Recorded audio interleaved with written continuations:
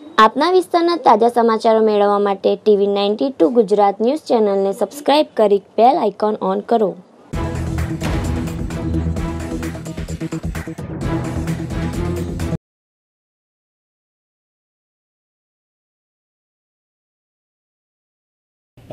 આપ સૌ જાણો છો એ રીતે ગોધરા ઇન્દોર હાઈવે પર ભૂતકાળમાં પણ ઘણા બધા બનાવો બનેલા છે। વર્ષ 2017માં 8 લૂંટધાડના બનાવો, 2018માં 4 લૂંટધાડના બનાવો બનેલ છે। પોલીસ દ્વારા એ બનતા ગુનાઓને અટકાવવા માટે પોલીસ સહાયતા કેન્દ્રની શરૂઆત કરવામાં આવેલ છે, એ જે આપ સૌ જાણો છો।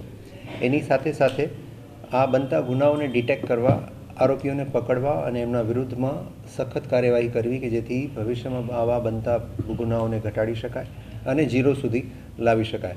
એ તમામ પ્રયત્નોના આધારે છેલ્લા 6 મહિનાથી જે દાહોદ જિલ્લા પોલીસ, LCB, SOG અને લોકલ પોલીસ જે કામગીરી કરતી હતી એમાં એક સફળતાનું સોપાન મળેલ છે। ગઈકાલે કંબોઈ ખાતેથી 3 ઈસમો કે જેમના નામ છે દીપસિંહ સોમલાભાઈ બામણિયા, મુકેશ જાલુભાઈ બામણિયા, અલ્કેશ લલ્લુભાઈ બામણિયા, તમામ રહેવાસી માતવા ગાળિયા ફળિયાના છે, જેમને એક સોનાની વીંટી અને સોનાના ચેઇન જે 47,000ના મુદ્દામાલ છે એનાથી એમને પકડવામાં પોલીસને સફળતા મળી છે। અને 2017-18ના જે લૂંટધાડના કુલ ગુના છે એમાંથી 4 ગુનાઓનો ભેદ અહીંથી ઉકેલાયેલ છે।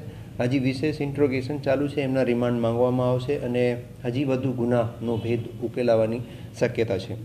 આ જે ગેંગ પકડાયેલ છે એ પંક્ચર ગેંગ, એની મોડસ ઓપરેન્ડી એવી હતી કે એ પોતાના વિસ્તારથી, માતવાથી, કંબોઈથી આવી ગરનાળામાં સંતાઈ જવું અને જે જંગલ વિસ્તારની પગદંડી છે ત્યાંથી આવું રેલવે ટ્રેક પેરેલલ જાય છે, એટલે રેલવે ટ્રેક પરથી અણીદાર પથ્થર લઈ અને કાળી માટી નાખી અને 180ના રેડિયસમાં રોડના એક પાર્ટ પર એને નાખી દેવું કે જેથી પસાર થનાર એકલ દોકલ વ્હીકલના 4માંથી 1 ટાયર તો એ પથ્થર પર આવે અને એ પથ્થર પર એ ટાયર આવે એટલે 100-150 મીટર આગળ એ પંક્ચર થઈ જાય અને ત્યાંથી ડિવાઈડરની વચ્ચે ઝાડીઓમાં કાં તો રોડની જમણી બાજુ જે ઝાડીઓ હોય એમાંથી સંતાઈ રહેલ વ્યક્તિ આવી અને વાહન ચાલકને મારી અને લૂંટી લેતા। આ પ્રકારની એમો આ ગેંગની છે। જે મુખ્ય સૂત્રધાર દીપસિંહ સોમલાભાઈ છે એ દેવગઢ બારિયાના 2 લૂંટના ગુના, ગોધરામાં લૂંટ વિથ મર્ડરના ગુના અને ઠાસરામાં પણ લૂંટ અને ધાડના ગુનામાં વોન્ટેડ છે। એનો ગુનાહિત ઇતિહાસ છે, અનેકવિધ ગુનાઓમાં એ વોન્ટેડ છે।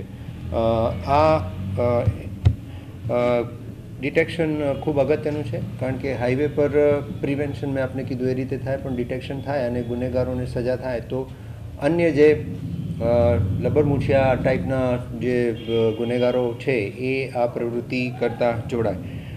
ફર્ધર ઇન્ટ્રોગેશનમાં હજી વધારે ગુના આમાંથી નીકળવાની પૂરી શક્યતા છે અને પોલીસ આ દિશામાં પ્રયત્ન કરી રહી છે।